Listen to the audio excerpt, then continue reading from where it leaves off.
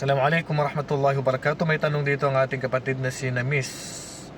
Assalamualaikum Ustad. Ask ko lang po, if mag-pray ka ng salatul duhur pero malakas ang pagbigkas. Pagkabigkas ng sura, di mo sinasadya, ano po magandang gawin?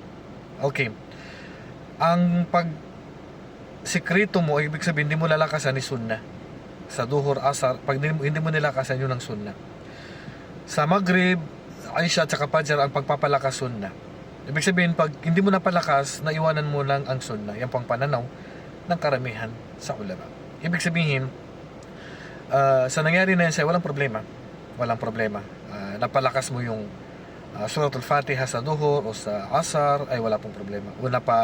Hindi mo napalakas yung pagbabasa mo ng maghrib, o ng Isha, o ng Fajr sa salam, wala pong problema. Minsan, nangyari na sa akin yan, nagsala kami ng maghrib, hindi ko nalakasan. So, nagtaka yung mga kasama ko, bakit hindi ko nalakasan? Siyempre, hindi ko maalala, nakalimutan ko pala na nalakasan yun. So, wala pong issue doon, tanggap po ang salam. Wallahu a'lam. Assalamualaikum warahmatullahi wabarakatuh.